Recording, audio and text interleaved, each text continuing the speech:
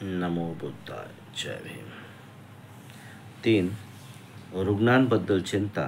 रुग्ण शुश्रूषक तथागत. एकदा एक भिक्खू अतिसाराने आजारी होता आणि आपल्या मलमूत्रातच पडून राहिला होता. स्थवीर आनंदाबरोबर चरिका करीत तथागत त्या भिक्खूंच्या निवासस्थानी आले. आपल्या मलमूत्रात लोळत पडलेल्या भिक्खूला तथागतांनी पाहिले. ते त्याच्यापाशी गेले व म्हणाले, भिक्खू, तुला काय होते आहे? तथागत, मी अतिसाराने आजारी आहे. तुझी सेवा करण्यास कोण आहे? तथागत, कोणी नाही. भिक्खू, तुझी कोणी दुसरे भिक्खू सेवा करीत नाही असे का? तथागत, मी निरुपयोगी आहे म्हणून कोणी माझी पर्वा करत नाही. मग तथागत आनंदाला म्हणाले, आनंदा, जा आणि पाणी घेऊन ये. या भिक्खूला तथागत स्वच्छ करतील.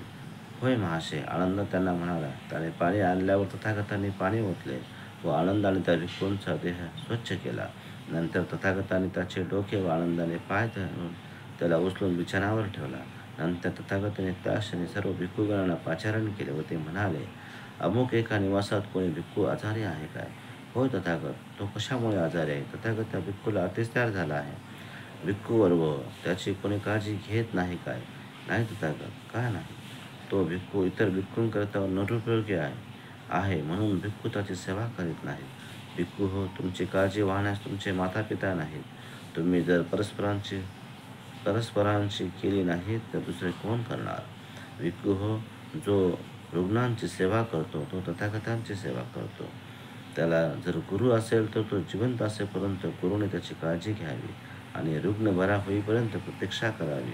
जर आचार्य अथवा सहनिवासी भिक्खू असेल अथवा शिष्य सहवासी किंवा गुरुबंधू असेल तर त्याने त्याची काळजी घ्यावी आणि बरा होईपर्यंत प्रतीक्षा करावी. जर कोणी रुग्णाची सेवा करणार नसेल तर तो त्याचा गुन्हा समजला जावा. 2. एकदा तथागत बुद्ध राजगृहाच्या महावनात, जिथे खारींना दाणे टाकले जातात, तिथे विहार करीत होते. त्यावेळी स्थवीर वक्कले रुग्ण, पीडित व व्याधीग्रस्त अशा स्थितीत एका कुंभाराच्या झोपडीत राहत होता.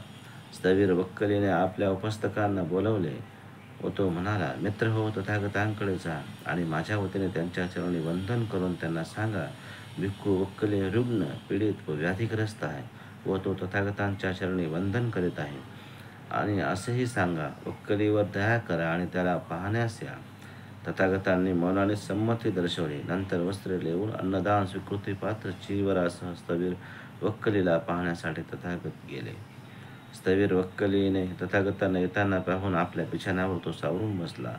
तेव्हा तथागत स्थवीर वक्कलीला म्हणाले, वक्कली, उठू नको, या इथल्या आसनावर बसतो. त्याप्रमाणे तिथे असलेल्या आसनावर तथागत बसले व ते स्थवीर वक्कलीला म्हणाले, वक्कली, मला दिसते आहे की तू सर्व सहन करीत आहेस. तू धीराने दिवस कंठीत आहेस. तुझ्या वेदना न वाढता कमी होत आहे ना? ते कमी होण्याची लक्षणे आहेत की वाढायची? नाही तथागत, मला आता सहन होत नाही. मला धीरही उरला नाही. तीव्र वेदनांनी मी हैराण झालो आहे. त्या कमी होत नाहीत. त्या कमी होण्याची लक्षणेही दिसत नाही, उलट वाढण्याचीच दिसतात. तुझ्या मनात काही संशय आहे वक्कली? काही दुःख? तथागत, माझ्या मनात काही संदेह किंवा दुःख नाही. वक्कली, तुझी शिलाबाबत काही दोषार्ह आहे काय? तथागत, नाही, माझ्या शिलाबाबत लज्जा वाटण्यासारखे काही घडले नाही. वक्कली, असे आहे तर तुला काहीतरी दुःख होत असले पाहिजे. कसला तरी तुला पश्चाताप होत असला पाहिजे. तथागत, आपले दर्शन व्हावे अशी फार दिवसांची इच्छा होते, पण त्यासाठी आपल्याकडे येण्याचे त्राण देहात नव्हते. वक्कली, ह्या शूद्र देहात पाहण्यासारखे काय आहे? जो धम्माला पाहतो तो तथागतांना पाहतो. वक्कली, जो तथागतांना पाहतो तो धम्माला पाहतो. धम्माचे दर्शन करणाऱ्याला तथागत दिसू शकतात आणि वक्कली, तथागतांचे दर्शन करण्यात धम्माचे दर्शन घडते. 3. असे मी ऐकले की तथागत बुद्ध भक्की देशातील मृगवनात भेसकला वाटिकेत मकर सामस्रायावर राहत होते. तेव्हा गृहपती नकुल पिता आला आणि तथागतांना अभिवादन करून एकीकडे बसला.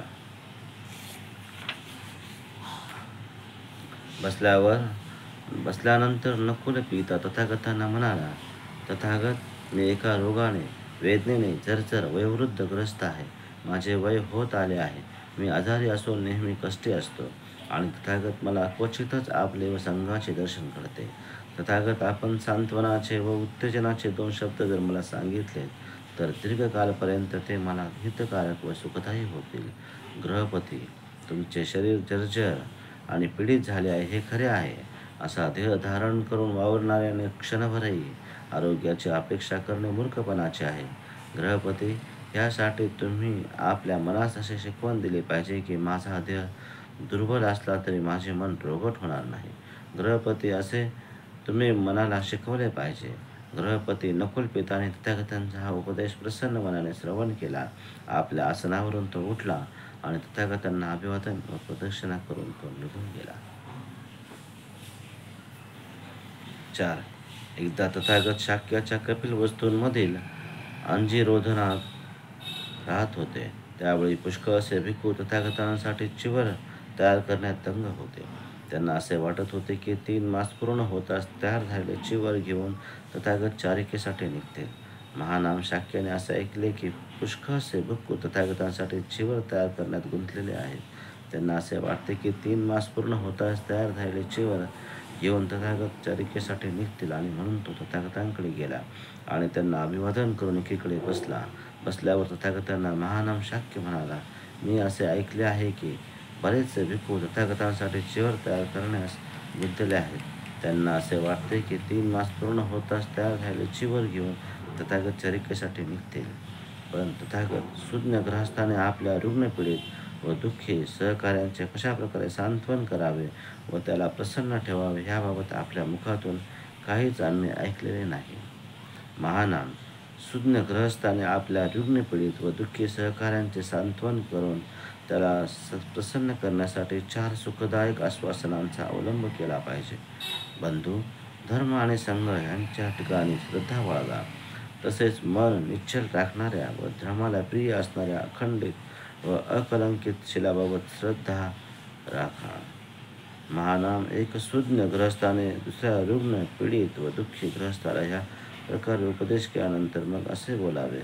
जर तो रुग्ण आपल्या मातापित्यांच्या दर्शनासाठी व्याकुळ झाला असेल तर त्याला म्हणावे, हे सदगृहस्थ, तू आपल्या मातापित्यांच्या दर्शनासाठी व्याकुळ असो किंवा नसो, तुझे मरण समीप आहे. तू जर आपल्या मातापित्यांच्या दर्शनासक्तीचा पासून लोभापासून मुक्त झालास तर ते बरे होईल. आणि जर तो रुग्ण त्यावर म्हणाला की मातापित्यांच्या दर्शनासक्तीचा आता त्याग केला आहे तर त्या दुसऱ्या गृहस्थाने म्हणावे, पण अजून तुझ्या मुलाबाळांचा लोभ शिल्लक असेल, काही झाले तरी तू मरणार.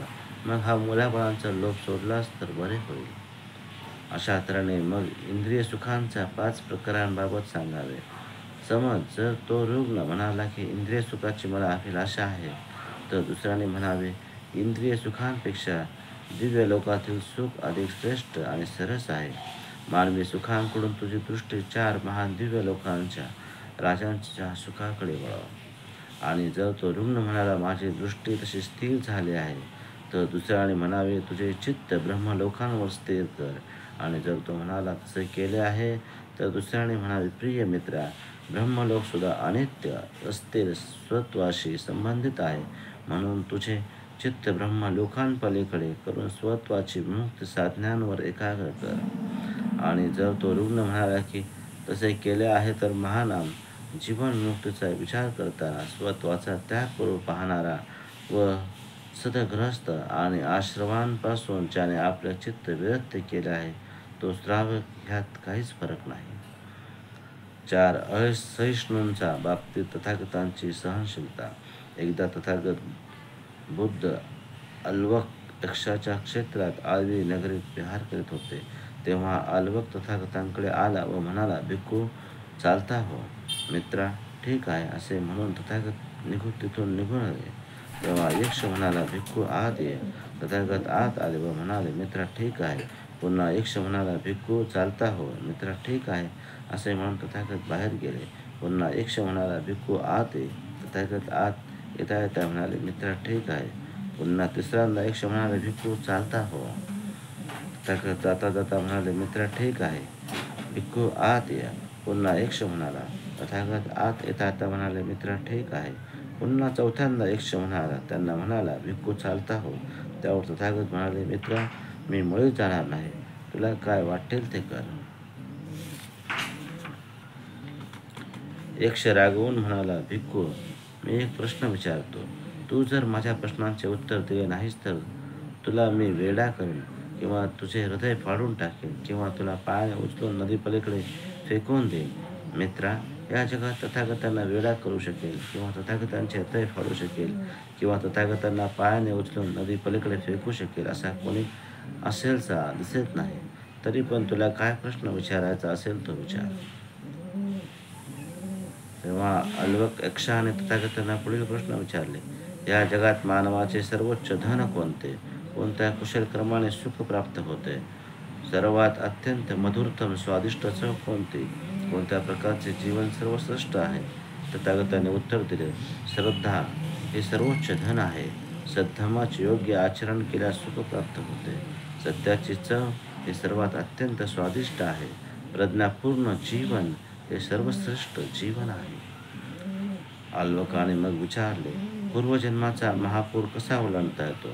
मानव अस्तित्वाचा महासागर कसा पार करतो? मानव दुःख कसे जिंकू शकतो? तथागतांनी उत्तर दिले, मानव श्रद्धेच्या द्वारे पूर पार करू शकतो. मानव स्मृतीपूर्वक जागृतीने सागर ओलांडू शकतो. श्रम प्रयत्नाने दुःखावर विजय मिळवू शकतो. मानव प्रज्ञेने परिशुद्ध होऊ शकतो. आल्वक यक्षाने विचारले, मानवाला ज्ञान कसे प्राप्त होते? मानवाला धन कसे प्राप्त होते? मानवाला कीर्ती कशी लाभते? मानवाला मित्रप्राप्ती कशी होते? मृत्यूनंतर इहलोकातून परलोकात जाताना मानवाला पश्चाताप का होत नाही? तथागतांनी उत्तर दिले, निर्वाणाच्या प्राप्तीसाठी अर्हत तसेच धर्म ह्यावर श्रद्धा ठेवून आणि आज्ञापालन करून दक्ष व तत्पर मनुष्याला ज्ञान प्राप्त करता येते. जो योग्य तेच करतो, जो दृढ निश्चय असतो, जागृत असतो, त्यालाच धन प्राप्त होते. जो दान करतो त्यालाच मित्र प्राप्त होतात. ज्या श्रद्धावान उपासक सत्य, सदाचार, सहनशीलता आणि औदार्य यांचे आचरण करतो त्याला मृत्यूनंतर पश्चाताप होत नाही. इकडे ये. दुसरे श्रमण ब्राह्मण इथे आहेत. त्यांनाही विचार की सत्य, स्वयंसंयम, दानशीलता आणि सहनशीलता ह्यापेक्षा अधिक उच्च गुण आहेत काय? आल्वक यक्ष म्हणाला, आता दुसऱ्या श्रमण ब्राह्मणाला कशाला विचारायला हवे? आज माझ्या भावी समृद्धीची, सुखाची मला जाणीव झाली. खरोखरच माझे भाग्य म्हणून तथागत आळवीला आले. आज मला समजले की कोणाला दान दिल्याने सर्वाधिक फल प्राप्त होते. आजपासून तथागत सम्यक संबोधांना व धम्माला वंदन करीत एका गावाहून दुसऱ्या गावाला, एका नगराहून दुसऱ्या नगराला मी भ्रमण करत राहीन. 5. समता आणि समान व्यवहाराचे समर्थन. तथागतांनी भिक्खू संघासाठी जितके नियम तयार केले होते त्यांचा त्याने स्वयंखुशीने स्वीकार केला होता व ते आपल्यालाही बंधनकारक मानले होते. आपण संघाचे प्रमुख आहोत आणि आपल्यावरही असीम प्रेमाने आणि आदराने नियम पालनाबाबत आपणास सहज सवलती मिळू शकतील अशी परिस्थिती असतानाही तथागतांनी काही खास सवलती किंवा नियम विमुक्ती हक्काने उपभोगल्या नाहीत. भिक्खू दिवसातून फक्त एकदाच अन्न भक्षण करतात. हा भिक्खू वर्गासाठी केला नियम तथागतांनाही स्वीकृत केला आणि त्याचे पालनही केले. भिक्खूंची काही खाजगी मालमत्ता असता कामा नये हा नियमही तथागतांनी स्वीकृत केला आणि त्याचे पालन केले. भिक्खूंपाशी फक्त 3च चिवरे असली पाहिजेत. हा नियमही सर्व भिक्खूंप्रमाणे तथागतांनी स्वीकृत केला व त्याचे पालनही केले.